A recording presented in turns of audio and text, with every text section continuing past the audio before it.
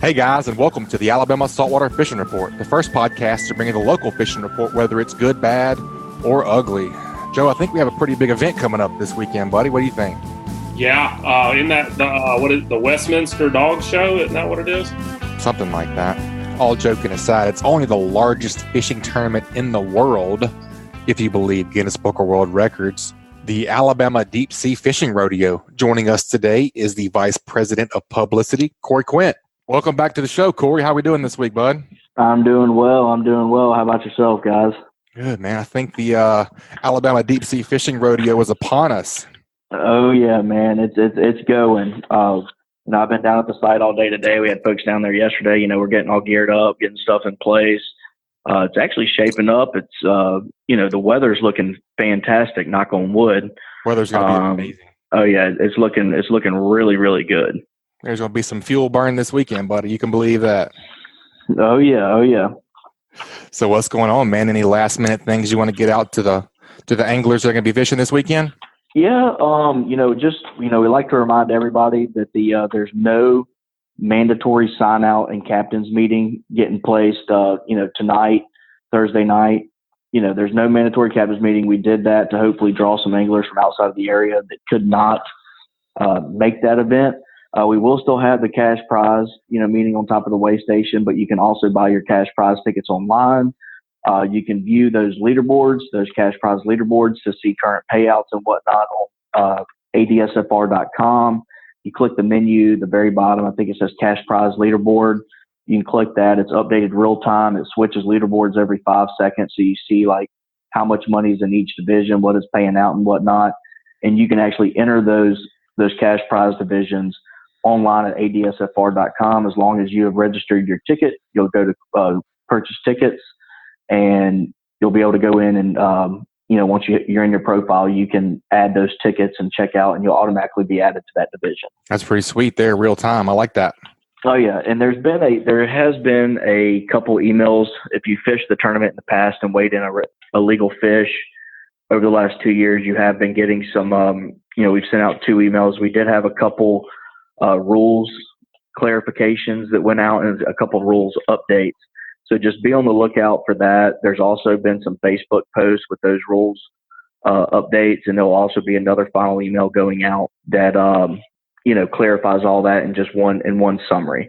Also, if you're fishing the big game or catch and release billfish or tarpon, make sure that your ticket is registered tomorrow or today, and make sure that you'll be receiving your designator via email. I know y'all heard me talk about that quite a few times. Definitely. I like that. Corey, what time does the Liars Contest start on Thursday? Man, we got a famous judge coming down. I don't know, this good-looking fella named Joe Baia is going to be a judge. Be a judge. But we're going to start signing folks up about 5 o'clock. So just make sure that you come down. We'll have a liar's contest. Just look for anybody in a rodeo officer. We'll have earpieces in. We'll be signing folks up from about 5 to 5:45. It's going to start about 6. And then, following that, we have Rolling in the Hay playing live on the Mobile Chevrolet stage. We do have music throughout the whole weekend. It's open to the public, free admission. There's no charge to come down, hang out, look at the fish, listen to music. But like I said, after the Liars Contest, we have Rolling in the Hay starting at around 7:30 tomorrow night. Sweet, man. It's going to be a good time. Like you said earlier, the weather, I think it's going to be slick as glass all weekend. The last I looked, it was like 3 to 5 knots for a solid 3 days. It's going to be hot, and it's going to be slick, and there's going to be some fish dying, and I like it. I'm looking forward to it, man. We'll see you down there for sure. All righty. All right, Corey. Thanks for being on, bud. See you guys. Butch, I'm really excited about the Deep Sea Fishing Rodeo this year. One, because it looks like we got great weather.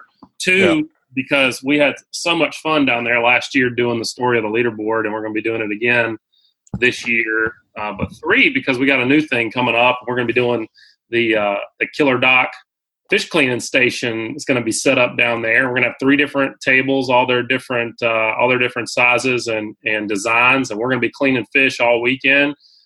So folks, if y'all are down at the rodeo site, be sure to come down and say hello. We'd love to hear from you, and come check out some fish getting clean. And if you need some fish clean, come over and holler at us. We'll help you out. And we're going to be videoing down there, selling some tank tops. Butch is rocking one right now. It's almost too sexy for podcasts. Sun's out, guns out. Well, but before we get to the fishing reports this week, guys, we want to talk to you again about something we spoke with the National Estuary Program last year about their initiative called Trash Blows. And it's really important for all the anglers and the folks headed down to the island to pay attention to this again this year. So today on the show, we got Jason Kudelis. He's from the Mobile Bay National Estuary Program. And Jason, welcome to the show. Tell us about Trash Blows. Well, good afternoon, guys. Thanks for having me on. Last year was the first year we did this Trash Blows campaign. Obviously, around the Deep Sea Fishing Rodeo, it's a great time to get some information out about litter in our waterways. There's a lot of trucks and a lot of boats in our community, and we just want to do what we can to let folks understand the link between reducing stormwater runoff and the quality of life that we enjoy here in Alabama, and how litter plays a large role in that. One of a good friend of mine, his name's Don Bates, and he invented a product called the Litter Getter. And that product is a small stream litter collection device. So this thing would be used, on streams that you could almost jump across, and it has been amazing to me to watch how much trash he picks up out of these collection devices. And a lot of them are placed on our little feeder creeks that feed the larger creeks that then feed the tributaries that then feed Mobile Bay and the Gulf of Mexico. And Don was telling me that the majority of the trash that's in these creeks is just stuff that's just blowing out of people's pickup trucks and roadside trash. Is that right? Yeah, you're exactly right. And Don is a great partner of the Mobile Bay National Estuary Program. Him and the team at Osprey are doing great work with the Litter Getter, and we've seen a lot of success in that product. But you're right. I mean, when rain falls across coastal Alabama the same way that it did just last weekend for Barry, it touches everything on the ground. And so if you've got random debris in your boat or the back of your truck that's blowing out onto roadways, it's not going to be long before the rain takes that off the surface and puts it back into the creeks and streams, as you mentioned. And there's a lot of it in this community, unfortunately. Well, and the Alabama Deep Sea Fishing Rodeo, I believe there's going to be somewhere close to 4,000 anglers that'll be descending upon Dauphin Island. They estimate somewhere close to 100,000 additional people coming to the island over the 3-day event.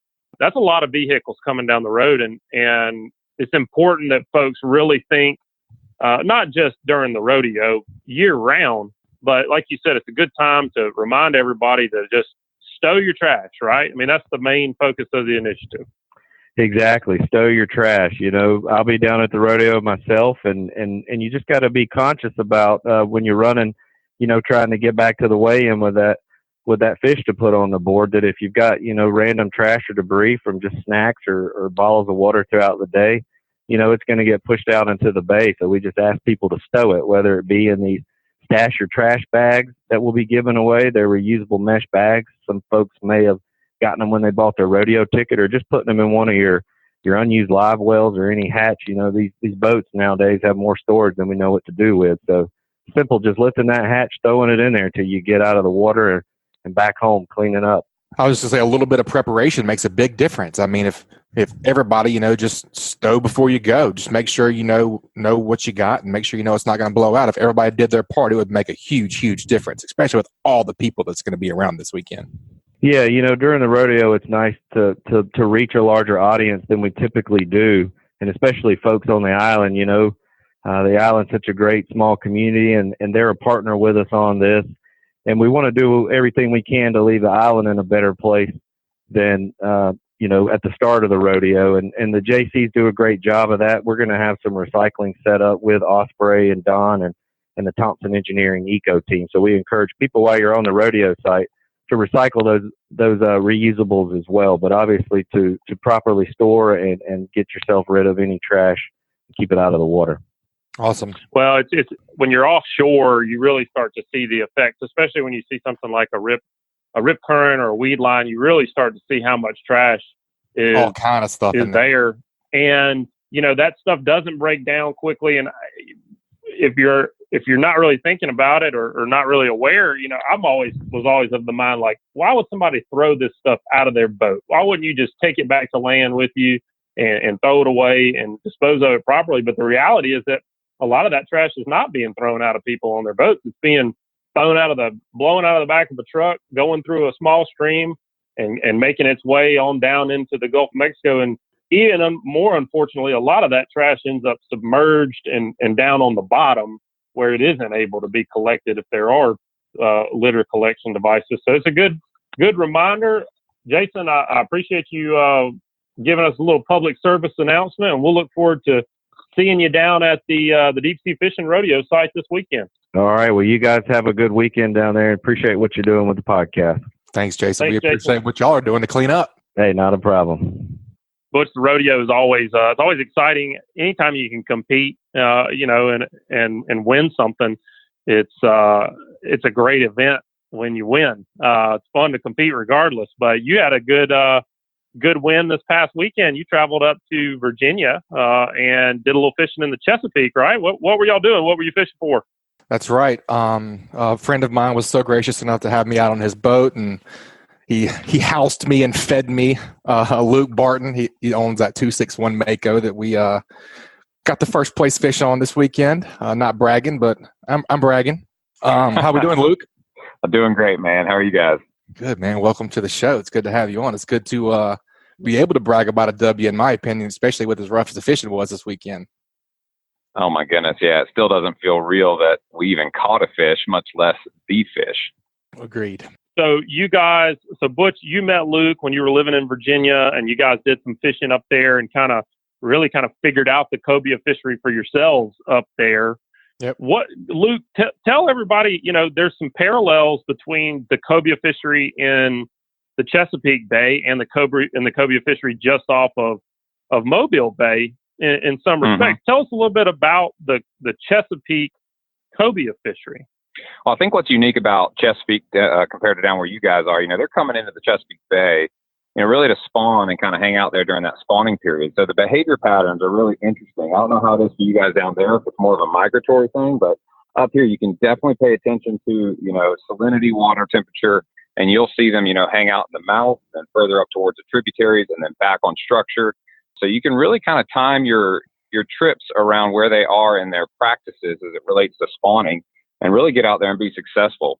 So what do you guys, you had some challenging conditions this past weekend, but were able to get it done. What was y'all's game plan for finding the big fish? Well, previous to Levi flying up, we had, Butch. we had planned on getting out there and picking some specific grounds. I had caught 2 citation cobias within the last 2 weeks in a very specific area. Each was about 55 pounds. So I had determined, hey, we're going to fish this one area and give it all we got, and it's either going to happen here or not happen here. But rather than chasing all over the bay, hoping to get lucky, I wanted to just have a focused game plan and stick to it. And when we fished for 20 hours between 2 days, saw a total of 9 fish and caught 1. But she just happened to be 55 inches, 48.5 pounds to take the trophy home. So it was pretty exciting. That is cool. What was the final purse? The purse from the tournament was $13,000 for first place, and then we took first place in day 2 Calcutta for a total of $4,620 cold hard cash. That is cool, man. That's really cool. So, one of the things that's amazed me, and I have not been lucky enough to get up there and fish the Chesapeake yet, but the numbers of fish you guys see and catch are staggering compared to our fishery here. Give me like a typical day and then like a banner day. What's the most fish you'll see?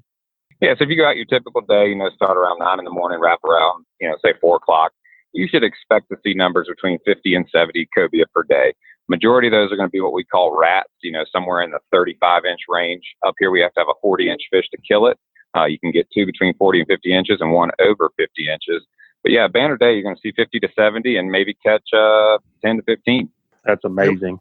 There was one day 2 years ago, whenever we were just first starting to figure it out, right after you put your tower on, Luke, and I think we stopped counting at 93 fish that day. and then we only caught like one because we sucked. I think it was like 9. But yeah, we did suck. Yeah, we figured some stuff out. But, on a bad day, what you'll notice, any kind of a north or northeast wind, we tend to get really nice, clean water in the bay. And whenever the sun has been out for a good while and the surface temperatures are warm and there's good salinity, you're going to see really high numbers of fish. But when we get that strong west wind that's going to push all that dirty water out of the tributaries and kind of bring that upwelling of cooler water up to the surface, that's when we really see virtually no activity. And Friday morning started out with 25 knots out of the west, and the fish were just gone. It was like cloudy. Fishing in a desert. Oh, and cloudy. Yeah, it was tough. So, that's what a bad day looks like. But your typical day, you should go out there and expect to see at least 25 to 30 fish and catch yourself a handful, and definitely have enough to make some tacos. Well, Luke, I know Butch was the one on the rod when y'all caught the winning cobia, but as one thing I know, it's the captain that really gets it done. So no doubt. Here on the podcast, what we try to do with everybody that comes on is, get a report, but we also like to get a tip. So, something that's unique. I want to know tell me something that you guys do up there in the Chesapeake that maybe you think might be a little different, and maybe it's something that some guys down here on the Gulf Coast could start to incorporate into their cobia fishing, whether it's migratory or fishing spots or wrecks or anything like that. What's your favorite secret in your tool bag? So I don't know how everybody else does it. I only throw fluorocarbon as my leader, and I use a J hook, about a 9/0 J hook, with an eel. That's my typical primary bait for a killfish. Snelled on. I would say snelled on. And I would say as far as a tip goes is I call it speed during your opportunities. So think about, where's your rod placed? Where is your eel resting? How long is your leader? You should only have about 12 to 18 inches of leader so that you can reel that bait up out of your bait bucket and not end up, fussing with a tip wrap or something silly. Because a lot of times that cobia is going to pop up boat side 10, 20 yards, and she's a monster, but your speed to delivery of that bait is not fast enough, and you miss that opportunity. So I would say anytime you can think about, what am I doing with my setup so that I can be as fast to the delivery of that bait as possible, it's going to increase your catch chances, because your opportunities aren't going to always be there for you. So definitely get as fast as you can be with your bait deliveries. Excellent. Yep. Well, man, congratulations again on the win up there, and for helping Butch catch a fish. I know it's been a long time for him, and so I appreciate you. Appreciate you doing that. He handled it like a pro. There was no question that cobia was coming to hang out with us for the rest of the night. That's right. He greased her real good. So yeah, we had a good time. Butch, congrats again on the gold, man. Thanks, brother. Congratulations to you. Now I can stay married. I got a little cash to put some gas in the boat. That's right. Finally. Well, Luke, have a good rest of your season up there in Virginia, and make sure you come on down here and see us on the Gulf Coast soon, buddy. Y'all be safe up there. Sounds good. Roll Tide, guys. All right, Butch, let's get this thing cranked up, man. We got to get an inshore report. We're going to start it out with Captain Bobby Abrascato. What's the nickname this week for this guy? I don't know. You probably can't say it on the air. That's the thing. Could be it.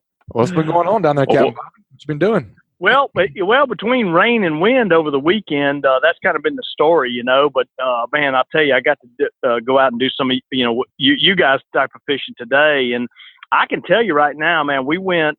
I don't know. I think at one point we were 20 or 22 miles out, and dude, it was mirror slick that far out. So if it's that slick that far out, the inshore stuff's going to be fine. And actually, I'm standing on the island right now on my dock and looking at the water, and it looks just like it was pre-storm.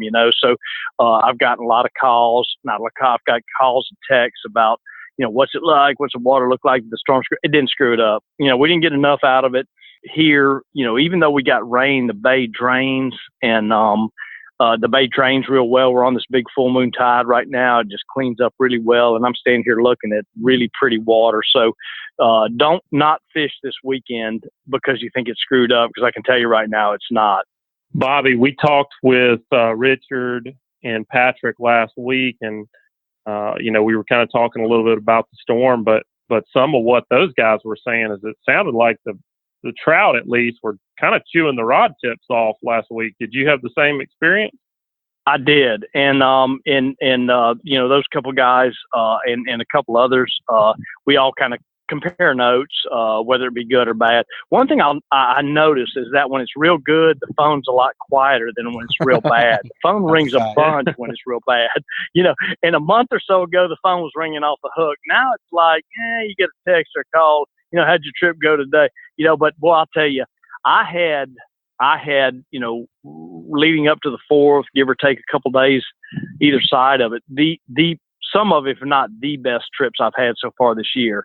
And I know we did a podcast here not too long ago, and I think that was on where I was saying, it had been a bit of a struggle. I mean, it got to a point to where it was tough. We're catching fish, but man, you were working for them, man. Again, pre-storm, we had some really, really good trips. The trout really behaved like they were supposed to. They were gathered up on structure, deeper structure. It was a live bait deal for me anyway.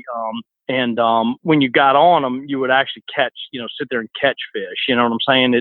When it was slow, you'd catch 2, and you might as well pull the anchor, pull the poles, and move on, because that was the way it's going to be. It wasn't like that. It was where you could make 2 or 3 moves and end the day with, close to a triple-digit day, and of some nice fish too, So I'm looking forward to it. It's going to be my first trip back after the storm, my first trout trip back after the storm and snapper fishing the last 2 days. But my first trout trip will be back tomorrow. So I'm keeping my fingers crossed that bite's continuing.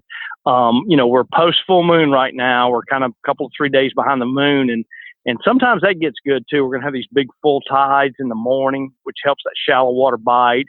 And then you're going to have current through the morning, and then a tide change a little later in the morning. So it can give you an opportunity to fish the structure well into the morning. So I think it's going to be a pretty good weekend. The weather's going to be good, which is great for the JC's rodeo, the Alabama Deep Sea Fishing Rodeo.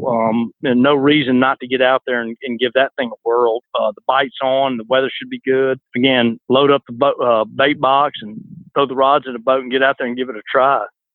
Bobby, let's talk about bait for just a second. And when we get into summer, there's always that transition where it seems like you really got to start to focus on fin fish and get away from the live shrimp. Have you seen that transition yet?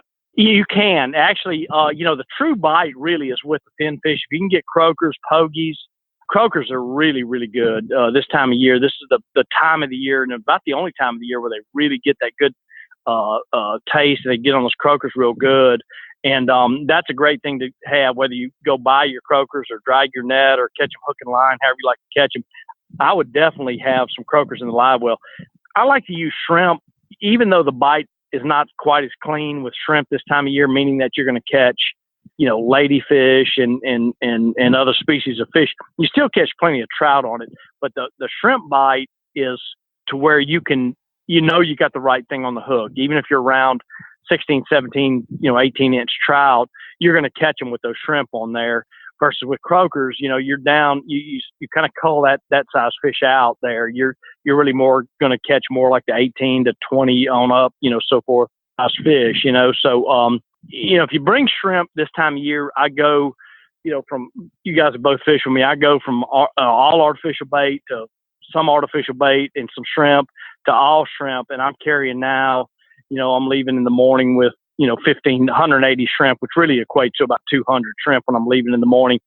Sometimes coming back with none in the live well. So, and I wish it was all trout, but you're gonna have to go through some shrimp to get your trout this time of year. You're gonna have to go through some shrimp because you're gonna catch those other species of fish. If you want to clean that up and you're not worried about catching, 75 or 100 trout, go with all croakers, and that's going to all clean up unless you get around sharks or something like that.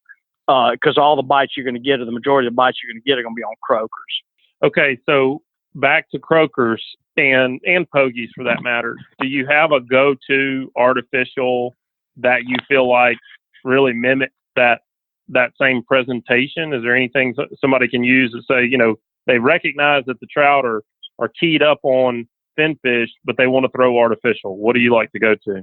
Man, I don't think they've come up with anything that imitates a croaker, because if you ever look at the way a croaker moves, if you put them in your live well, they don't move. They just basically sit there and swim in the current. And that's a very, very difficult thing to imitate with an artificial bait. On the other hand, like pogies and more so towards finger mullet, this time of year, and you're going to have to do it early if you're going to imitate a finfish, because you're going to be fishing a shallow water application.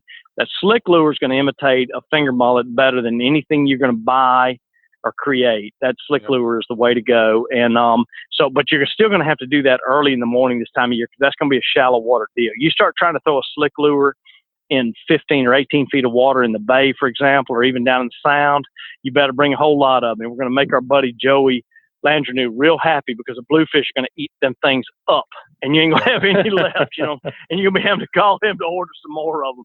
So, you're going to have to, if you're going to use that type of lure, or a top water for that matter, you better use it early or late in the evening, and that sort of thing this time of year, So, but, back to your question as far as imitating a croaker, maybe Joey will come up with something for us, but right now I don't think there's anything that imitates a croaker. I don't think you could, even if you built something that looked like a croaker, the idea of being able to present it to where it moves like a croaker is going to be a challenge. I hope somebody could come up with something. It sure save us a whole lot of time and money, to be able to use artificial bait rather than buying them croakers or dragging for them. I saw something that Joey Landrenew, the slick lure, posted on Instagram the other day, and a sucker was catching snapper on the slick lure, big snapper.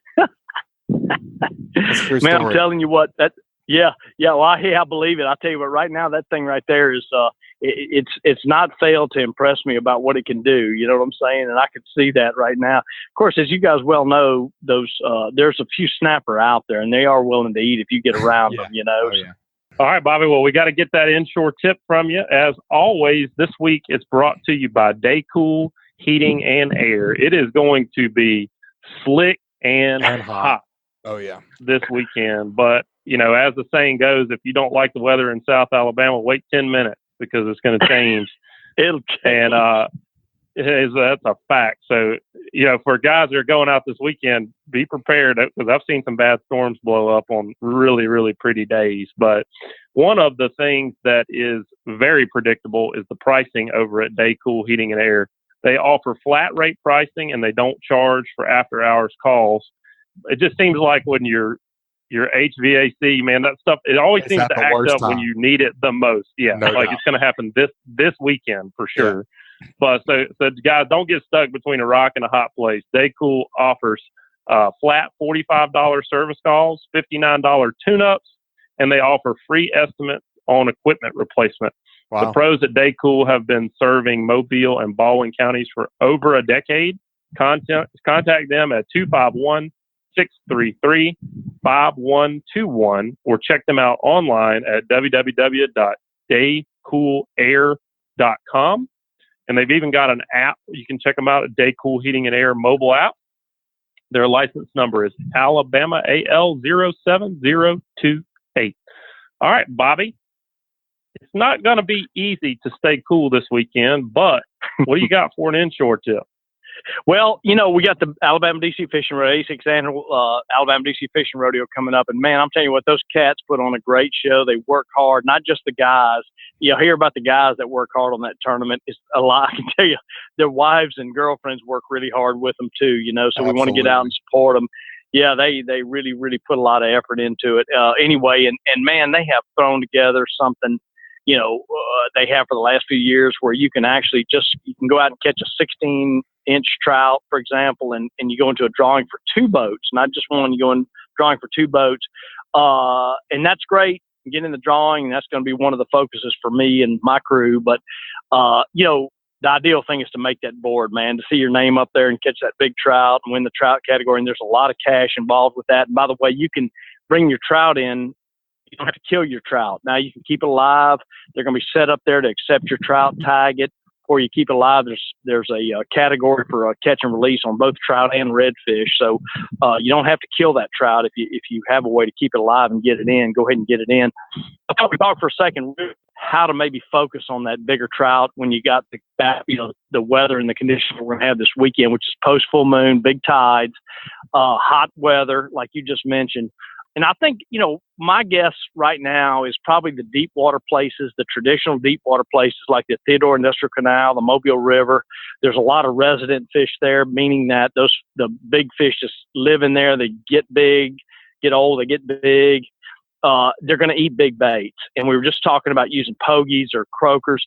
don't waste your time with shrimp on those type of fish. You're going to get a lot of bites using shrimp, like we were talking about earlier. But if you want to win and get your name up there and win that big category on the trout, you're going to have to put something big, and you're going to have to present it in a way that looks real natural to those fish. So, if you can figure out how to get that bait down there with no weight on it, get a good hardy bait like a pogie or a croaker with no weight, where the bait can just go down there and do the work for you, that's what's going to get you that big fish. So, my saying is when I think about catching big fish is big bait, no weight. And that doesn't always mean no weight. It just means that the more natural you can make that bait look, the better chance you got of catching that big, old, smart fish that's going to win that rodeo for you. Mm-hmm. I love it, man. That's great, and that's easy to remember. Big bait, no weight. That's right. Yeah. I like it.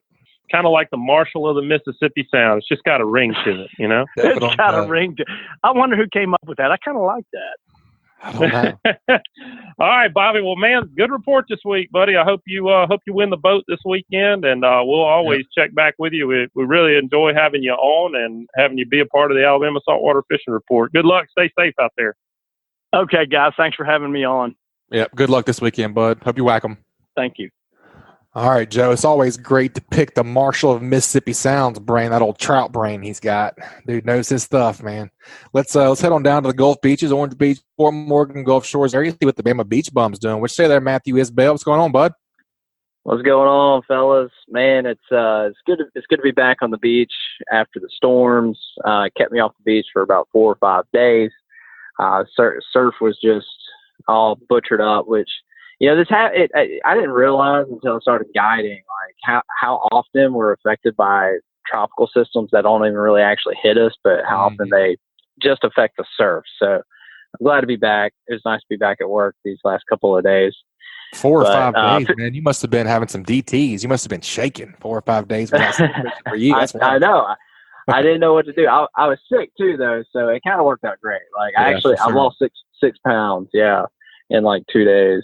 So that was pretty rough. But I'm glad that's over. I'm glad the fishing. Yeah, I'll spare you the details. But fishing's been good since the storm. I was surprised. I would have expected water clarity to be a bigger issue for longer. Because usually, you get just really dirty surf, you get all this fresh water, and it's just super muddy and murky, but it really cleared up super fast. I don't know why, but I mean, we last 2 days, it's been very good water clarity. I will say, though, what has been what you would expect after a storm, after a lot of rain, we are doing well with our drum species, which we weren't doing as much previous to Barry, because when we do get the fresh water in and the salinity kind of gets less, when it's not as high of salt content in the surf, we usually do see more of our whiting, we see more of our black drum, we see more redfish, which that's been the case the last 2 days. So that coincides with it, but it's nice to see the clear water in conjunction with that, because we're still able to get some pompano despite the fact that we've got all this fresh water in here. This time of year, as we start to heat up, and you guys talk a lot about the bite being kind of trashy. Is that what you're going through right now, trying to fish for pompano? Before Barry hit, there was some of that, but it actually cleaned up a lot. Which, looking back over the last 2 years, at the way that I log stuff because of technology, I take pictures every day on my phone. And it logs the location, it logs the time, all that stuff. So like I can see what we're catching, when we're catching it. And looking at it the last 2 years, pompano has been actually makes kind of a resurgence in the month of July. Don't know why, but we do start to see a better pompano bite. It kind of slacks off in June, and then we pick back up in July. It's done that in the last 2 years. And that was the case before Barry hit. We were doing extremely well with pompano. However, depending on what baits you were selecting, would determine what kind of a day you would have. The pompano were being a lot more picky before Barry. Like they would not hit fish bites. They were not hitting, fresh dead shrimp or frozen shrimp. They were only hitting your natural baits. So like anything that you're going to find natural in the surf, whether it be your clams, you can use those for bait, whether that be the sand fleas or ghost shrimp. That was the only things that they were actually hitting. Like you couldn't get by a bite with anything else. Not the case now. We're catching them again on fish bites after berries. So like, it's kind of weird. Fish bite would have sat out there all day pre-berry and you wouldn't get a bite. But now it's like you put it out there, you're catching pompano again. Huh. So I can't really explain that, but that's just kind of the case. But if you pick the right bait, select the right bait this time of year, you can usually clean that bite up. You can keep those catfish away from it if you kind of figure out what they're not wanting, which is tough sometimes, or keep those ladyfish or blue runners. Those are your most common culprits. And if you really hone in and really, test and try a few different options of baits, you can usually figure out what'll keep them away and what's going to most likely catch those pompano's attention quicker. But because there were more of them, we were getting 2-man limits before berry, like in middle of July, which you wouldn't expect that. So since there were more pompano there, that you were able to find them quicker and get those fish better if you had the right bait versus getting the trash fish, if that makes sense.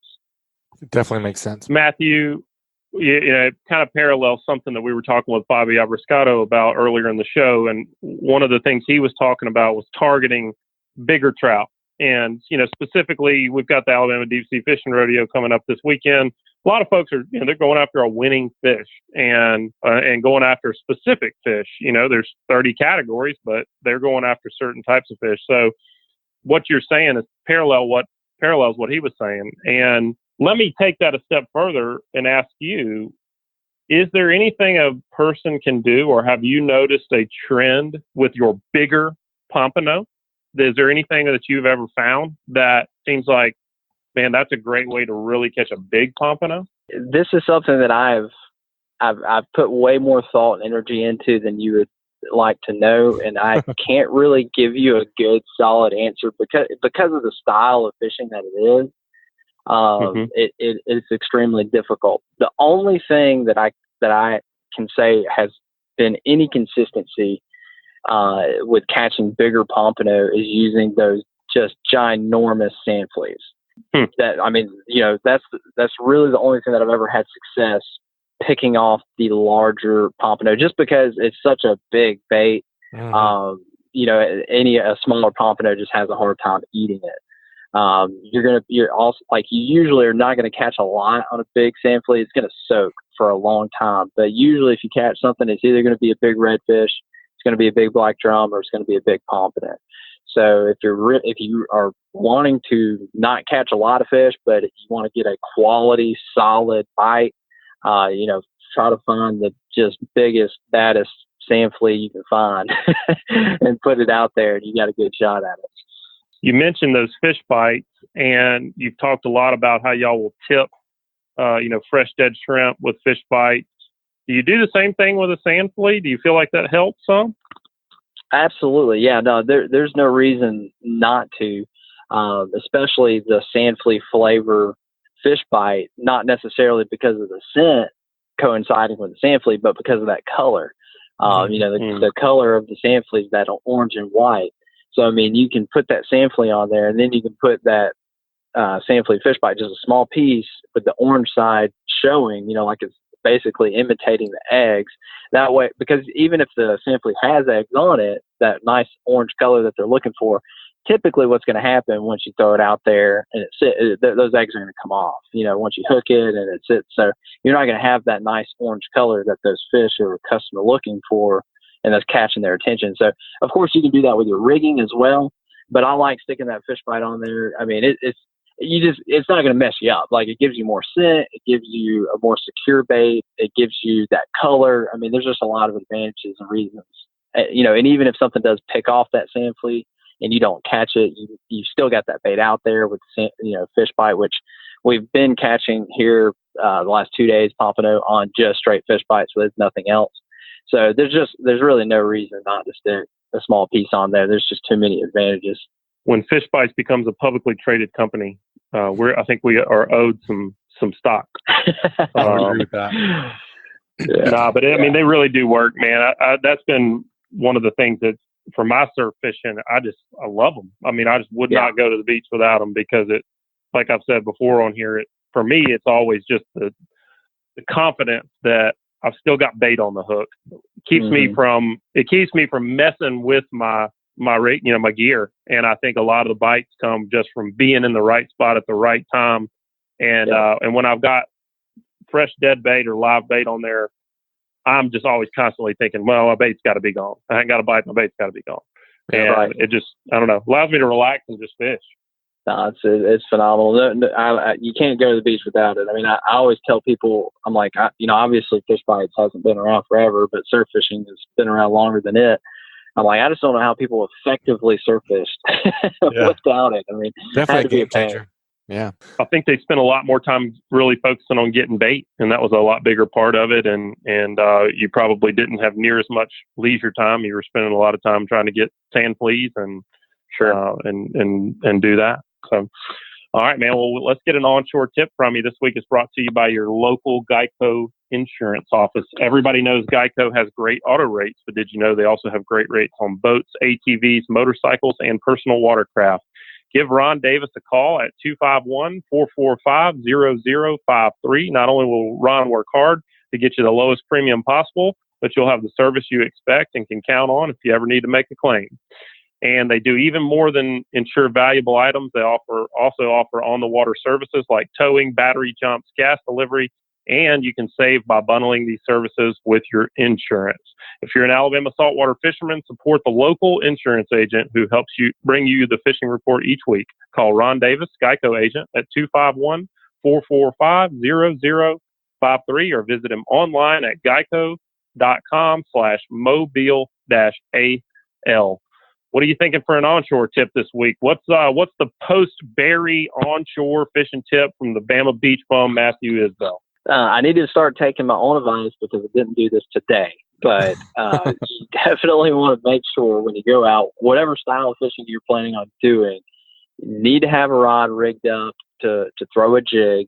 And the jig that I like to use this time of year because it just catches so many fish that are schooling and that you're going to come across in the surf. I like to throw diamond jigs, and a lot of different companies make these jigs, but it's just a flashy, heavy jig. That's it. You can throw a spoon too if you'd like. The one that I personally have been throwing lately is the Gotcha brand. It's a jig fish. I've been throwing the 1 ounce. You might want to change the hooks on there because the stock hooks are terrible. They bend, so just a tip there. But you'll see schools of ladyfish, which, if you're getting bored, you're not catching fish. I mean, I love catching ladyfish. It's fun. If you just want to catch fish, you can catch ladyfish. But you're going to run into, mixed in there, you're going to see schools of bluefish, which are, man, if you're looking for a tug, you can't beat a bluefish. They pound for pound, probably one of the hardest fighters we've got on the Gulf Coast. Of course, the Spanish mackerel. We saw schools of Spanish this morning, and I was not prepared for them. But had I had a diamond jig, I'd have been ready for them. And I've even been catching trout on that. I mean, I got a video that I posted a couple weeks ago, and every fish I was catching was a trout on the diamond jig. And so, I mean, really anything that's going to be schooling that you're going to see busting that's coming through in the surf, those diamond jigs are going to pick it up. You can cast them a mile, so that you can really reach far out there if you're using that. So I would say that's the number one thing you need to be prepared for because you don't want to be kicking yourself when you see these schools of fish coming through and you've got nothing ready for them. That's a good point, Matthew, because when Butch, when you and I were surf fishing last, I mean, you're sitting there, you're watching your baits, and then all of a sudden here's this school of fish that pushes a ball of bait up to the top and they're breaking right in front of you. And I mean, we experienced that right off the bat. We didn't have a jig tied on. And by the time we tried to get a gotcha plug tied on, that fish were gone, or they had gone down. And so you've really got to have, and that guy kind of goes back to what Luke was saying earlier in the show about speed. You got to be ready. You got to have it tied on. You got to have a rod dedicated to it. But Matthew, you talk about that. Okay, let's just go through that. If somebody's new to this and they see that school of fish come up to the top, they got their diamond jig tied on and they cast out there. Are you casting it right into the school in front of the school? Do you care? Definitely, rule of thumb, anytime you're seeing schooling fish, busting bait, it's always best if you can to try to focus on the edges. Only because, if you're throwing in the middle of that school, it's likely, it's a high probability that your bait, your lure is just going to get lost in the shuffle of all that's going on. And they may not pay any attention to it. But if you're throwing on the edges of all that boil, whatever, back of it, front of it, sides of it, not right in the middle of it, it's more likely that a predator fish is going to key in on that because it's kind of separated from the pack. And that's usually, where those fish are going to want to, they want the easy meal. So, but try everything. I'm not going to say there's any right or wrong. I mean, if it catches fish, it catches fish. But that's what I try to do. I try to focus on the edges just to make it look like a weakened, slowed down little bait fish that's separated from the pack. I will say this too, just to get specific on how I rig these diamond jigs, because I think this is important. I use 50-pound mono, and we've caught plenty of trout on 50-pound mono. A lot of people think you got to go discreet, and you do a lot of times, but I've got videos of me catching trout after trout after trout on 50-pound mono in fairly clean water on these diamond jigs. But the reason I do that is because the Spanish are going to jack you up, the bluefish are going to jack you up, and even the ladyfish. So like if you're throwing 20-pound or even 30-pound, it's not going to last long, and you're going to get cut off, and you don't want that to happen while you're in the middle of catching fish. And I tie it on with a loop knot just to give it that action real good. So I have a loop knot, 50-pound mono, and I actually tie that onto a swivel, a barrel swivel. Just small, something 50, 60-pound barrel swivel, and attach that to my braid. And that's usually about 18, 12 to 18 inches. It doesn't have to be super long. But you want to have that swivel on there because it's going to spin similar to a spoon, and that'll help just reduce the line twists and help give that lure that action. So that'll help save you some headache on messing up your line and losing fish. For sure, man. That's a great tip. I think I've said it before on here. I don't know what a diamond jig is or what it looks like to a fish, but what have you not caught on a diamond jig? I mean, blackfin, yellowfin. I've caught wahoo jigging. I've caught wahoo jigging for whatever I was jigging for. I've caught wahoo on like big rips before on diamond jigs. Everything will eat a diamond jig. Yeah, it's really like it's just going back to being super simple. Something flashy. Yeah, that's right. It's not that complicated. We obviously we love to complicate things, but you keep it simple, something flashy. That's the name of the game for my life, it seems like. And so I actually am going to complicate this question just one more thing, though. So when you're retrieving that diamond jig, I mean, obviously the name of it's jig, but are you jigging it or are you just doing a straight retrieve? No, I actually, I've never jigged it. I seriously, it depends on what the fish is. I'll change the speed of it, but I always just straight retrieve.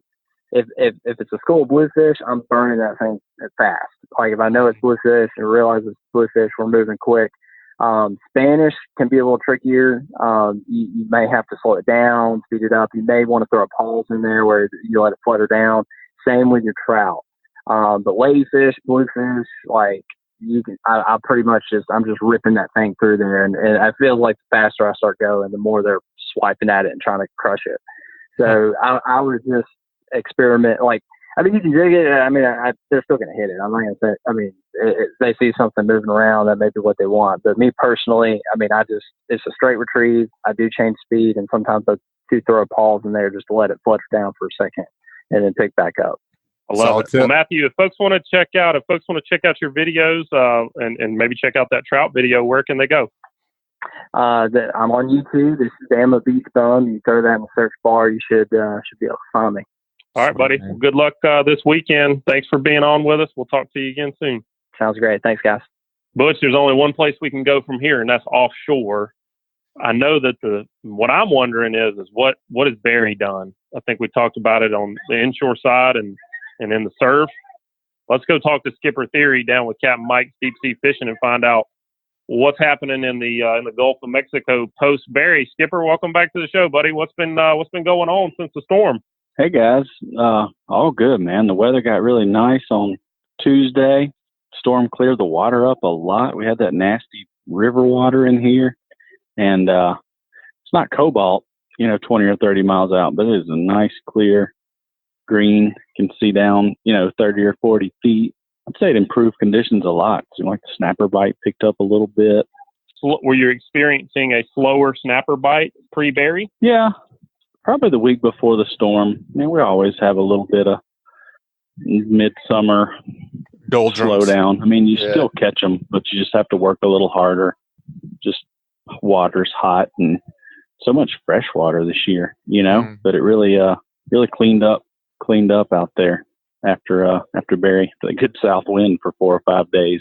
It did bring us a little debris. We saw some boards and logs and stuff there yesterday, but didn't keep our eyes peeled for that. But there's be a lot of new debris in the water. Do you find that when there's stuff in the water that hadn't been there very long? I mean, if somebody's dock got blown away and now it's floating out in the Gulf 2 days later, is it still holding some fish? You finding any triple tail or anything like that? It can.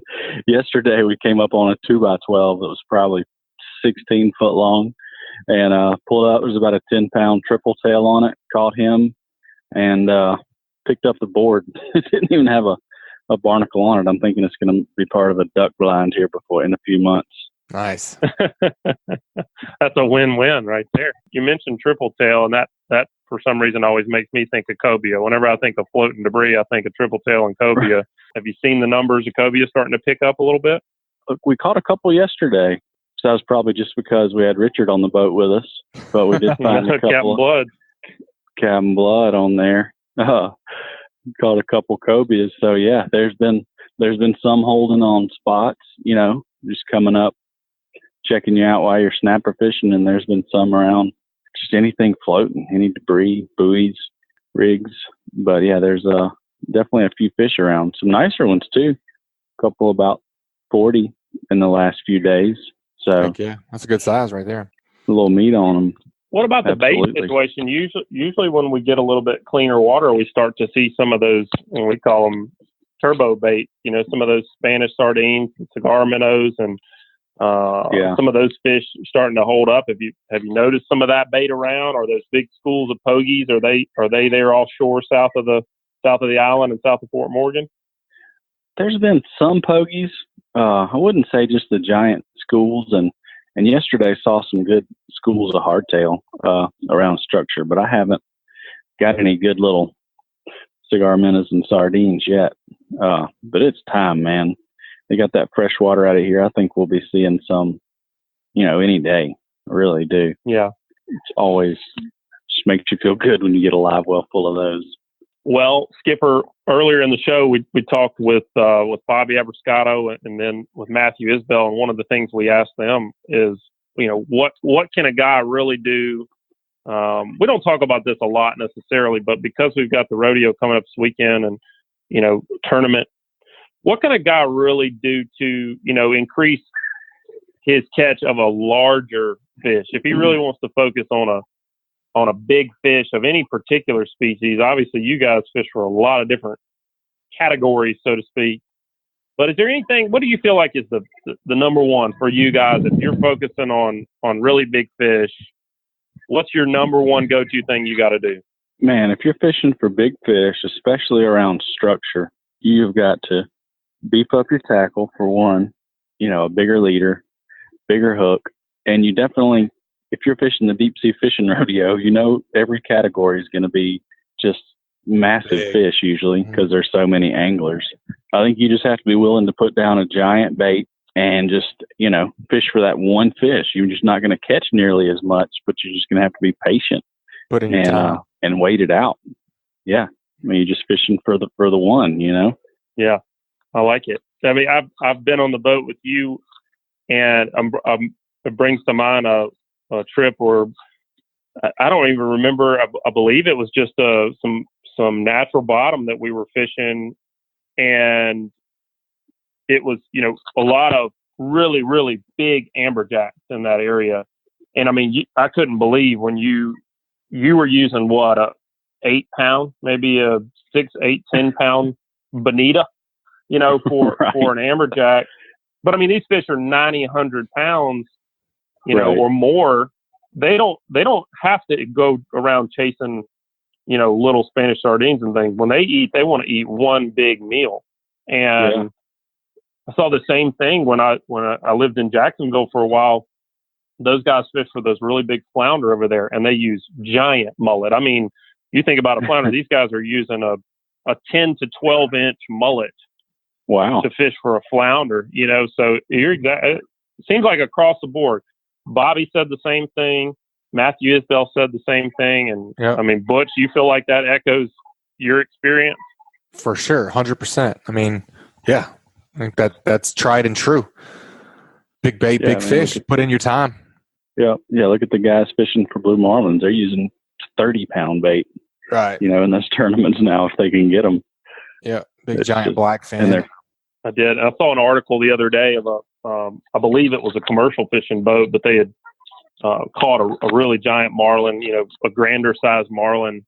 And that fish had a yellowfin in its stomach that its telson, those big, long yellow fins, those telson fins. Yeah. Those things were, or not telson. What am I saying? Allison fins. Yeah. I'm thinking about a shrimp. The Allison fins were super long. I mean, that fish was probably looked to be 130, 140 pounds. Wow. And that's nuts. And it was in that marlin's stomach being digested. I mean, so it's amazing when you just don't even think of even a fish that big. You wouldn't think he would target a yellowfin that big, but they do. No. They absolutely do. You're hungry enough, you figure it out. Yeah, that's crazy. Yeah. I love it. Anything else fish. going on? Anything else going on offshore? Last time we talked to you, the king mackerel was pretty slow for you guys. I mean, is it picked up? Are you starting to see any of those schools of kings? I still have not. I have not heard of any mackerel to speak of. Honestly, I haven't fished them the last couple of days, but with the water getting cleaner, and some bait showing up, you would think. I'd be surprised if the kings aren't too far behind. And it's just time as well, Definitely. Hopefully we keep that river water out of here. That's a big deal. Clean water and some bait, man. They'll usually be right behind it. Yeah, for sure. Well, Skipper, this week you've got the Hay Cap question, and it's brought to us by the Alabama Marine Resources Division, and they remind all recreational anglers who land red snapper in Alabama that one vessel report is to be submitted through the Snapper Check program before fish are brought onshore, regardless of where the fish were caught. Anglers can report their harvest online on the official Outdoor Alabama app or on paper forms at select coastal public boat ramps. For more information about Snapper Check or the 2019 Red Snapper season, please visit outdooralabama.com. Butch, the big news Speaking is... of, yeah. Yeah. Yep. It sounds like we've got 5 more days of... Yeah, sounds like 5 more days of snapper season for Alabama anglers. I'm excited about that for the anglers because, number one, they're getting to fish more, but I'm also really excited about that because that proves the value of the reporting and Snapper Check, and it shows that states like Alabama can manage their own fishery and manage their own quota and do it in real time. So we're not paying next year for the mistakes of the year before, and also we're not losing fish. That's really exciting. They were able to make that decision on the fly because of the more accurate reporting. I like it a lot. Yeah, and it's also a testament to you guys, the guys listening to this podcast. The reporting participation is up a lot this year. People they're checking in, they're doing what they need to be doing, and it's helping everybody out in the long run. I'm really pumped to see that recreational anglers are getting more days, and there's been some tough things going on with the weather this year, and it's awesome. I didn't never think we'd get to this point where we do have truly a managed fishery like that, but it's really good to see. So good job on Snapper Check, and y'all keep doing it. All right, Skipper. Absolutely. Keith Lambert emailed us at alabama@bestfishingreport.com, and he's going to be getting 10 entries into the Sea Deck Ruler giveaway coming up on August 7th. You can enter to win there by submitting a Hay Cap question or over at greatdaysoutdoors.com/giveaway. Keith says, "Hey guys, I have a hard time with my lures, mostly offshore lures, rusting. These tools are expensive and I would like to make them last a little bit longer. What do your captains do to keep their lures in service for years? What do you think? Man, I'd say the main thing is fresh water, and then get them dry. Hang them up somewhere where they can just get good and dry. And if you have to store them in one of those, in some bags, put them in those breathable bags with a mesh back at least. We actually made like a lure rack on the boat, where we could just leave them hanging after we rinse them. And that is clutch, because if you put a wet lure up, it's toast in a week maybe. It just doesn't take it long. Very short amount of time. I think the easiest way that I found, all those bags and all are great, but I mean, you just hang up all your hooks, wind up all your leaders, rubber band them or whatever, put your hooks all the way around the 5-gallon bucket and fill that sucker up with water. Yeah. Dunk them around a little bit, and then just hold your hand on the hooks and dump all the water out. Make sure they're all dry. And like you say, hang them up somewhere spaced out, or like those bags. I would definitely make sure they're super, super dry before you even put them in those bags, though. It's still going to be a little wet. Yep. No soap. I've always been funny about putting soap on my lures, man. Don't do it. No soap. I don't like that. Do you feel like it degrades? Do you feel like that degrades the soft plastic? Is that why? Makes them taste funny, man. Yeah, you don't want your bait to taste funny. I taste all mine before I put them in the water. You have to. You don't want soap. No. I like it. There's also there's some products out there. I believe it's Plano. You can look, but Plano has a rust inhibitor that they're starting to incorporate into some of their tackle management, into their plastic tackle boxes, and that stuff is supposed to work like a charm too. So there are some chemicals, but like you said, I think a lot of folks they wash their stuff off and they maybe just shake it off. Mm-hmm. They're not really like letting it sit out overnight, most cases at least, to let them really dry out, and they think that's good enough, especially if they just use fresh water. But it sounds like that's the key. Get it dry. Yeah. I would almost say, if you're doing the bucket trick like Mitch was talking about, man, take those things home with you. Don't just leave them in the shed or in the boat till next time, because they're just going to stay. They're just not going to dry as good as if they're Your wife will love it. Just climate controlled. Hang a hanger in the closet, and then hang out all your lures in the closet. She'll love it. Yep. Right. That's what I do. Yep. Well, Skipper, buddy, good luck. Good luck. I believe there's somewhere in the neighborhood of 4,000 anglers descending on Dauphin Island this weekend, and I wish you good luck navigating the channels and safety with all those boats in the water. Be careful out there, buddy, and hope you have a good weekend. All right, guys. Thank y'all. Y'all too. Y'all get them. All right, Butch, that's going to wrap it up this week. But before we go, I got to find out what you learned. This week's What Did You Learn is brought to you by CCA Alabama. Another great way to support conservation projects like the Claude Petit Flounder Hatchery and the University of South Alabama's cobia tagging project is through the purchase of a distinctive CCA Alabama saltwater fishing license plate. Just head over to the Alabama Department of Revenue's distinctive license plate page at revenue.alabama.gov to get yours. What'd you learn, Butch? Dude, I think it's going to be really cool, the cobia tagging thing. Dude, I think it's going to be really cool to see like where those cobia go. I think it's a big question that we have here as anglers on the northern Gulf Coast. Like where do they come from? Where do they go, around this time of year? Do they all push out? I know a lot of them go to Louisiana, Mississippi, etc. Anyways, I think that'll be pretty cool to see where those fish are going.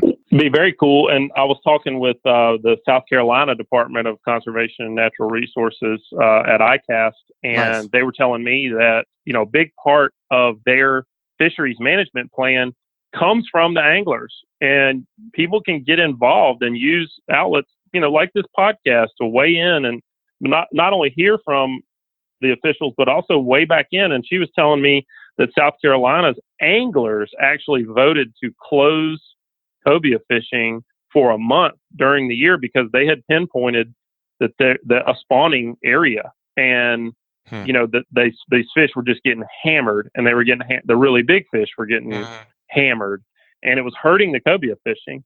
And and I just thought it was really awesome to hear that anglers stepped up and said, "Hey, let's take care of this fishery as opposed to just being greedy and into extinction." Yeah, that's awesome. Right. Yeah, it was very cool. So it was awesome to. Yeah. What did you learn? Yeah, man, I think it's unanimous. Big bait, big fish, man. They grow them big at the Alabama Deep Sea Fishing Rodeo. And if you want to compete, you're going to have to be super, super patient. You're going to have to find a big bait that the fish like and just wait it out. And I want to add to that also, none of the captains necessarily mentioned it, but you and I were speaking about it earlier. You're going to have to match your hook and your leader and really even probably your rod and reel.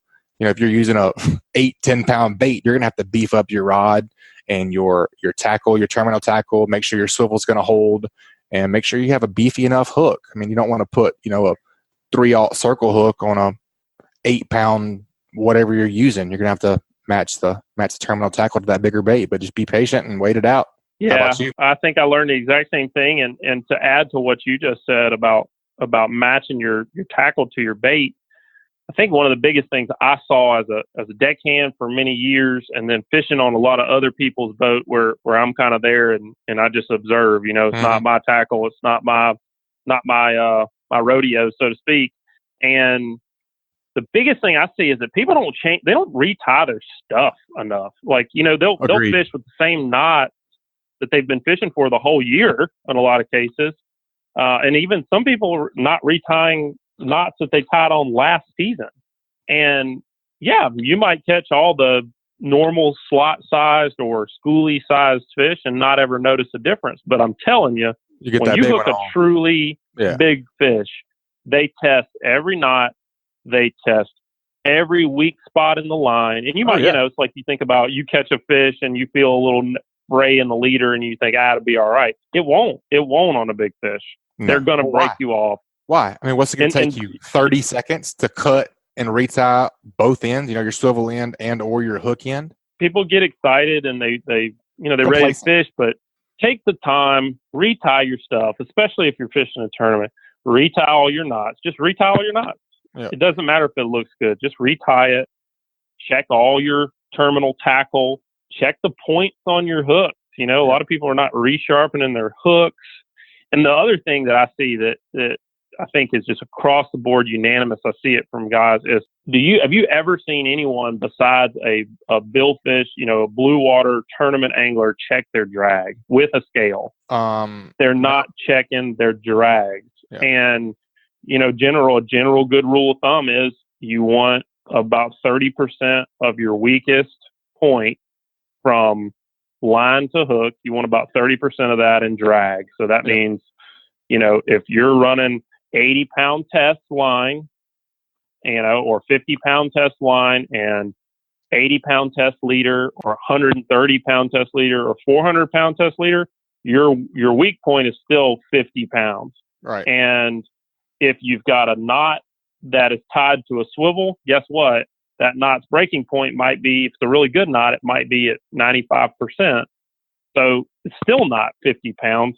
Come on down to about 15 pounds of drag if you're running 50-pound test, If you're not sure, just play with it some. Get your buddy to hold the rod in his gut like he's fighting a fish, depending on what you're fighting for. A reef fish, it's going to be more straight down, or a pelagic's going to be more out front. But that's what we used to do. If you think if you're not sure, just grab a scale and start messing with it. Crank that sucker down and see what she can do, and then you feel what you're working with there. I agree. Big fish, big bait, and man, get ready because it's a battle with the big boys. Yep, dog her off. Bring her in. Man.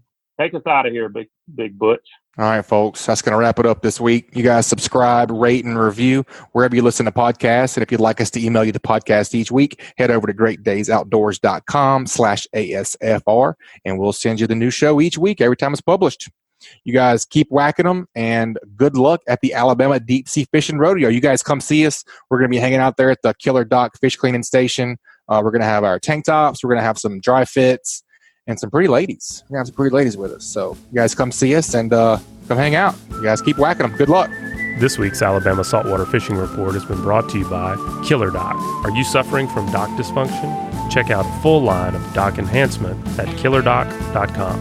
That's killerdock.com. Also brought to you by Foster Contracting, Fortified Roofing Pros. Did you know you can save up to 40% on your homeowner's insurance with a fortified roof? Learn more at fortifiedroofingpros.com or call them at 251-973-9999. And also A-Team Fishing Adventures. Check them out online at www.ateamfishing.com or contact them at 251-661-7696. This week's Alabama Saltwater Fishing Report was brought to you by me, Joe Baya, and National Land Realty. If I can help you in any way with the purchase or sale of land in Alabama or Florida, whether it's timberland, farmland, recreational land like hunting land, or even agricultural land or ranch land like horse farm, drop me a message at jbaya@nationalland.com. That's JBAYA at nationalland.com. Also brought to you by Captain Mike's Deep Sea Fishing. Check them out online at CaptainMikeOnline.com or call them at 251-861-5302.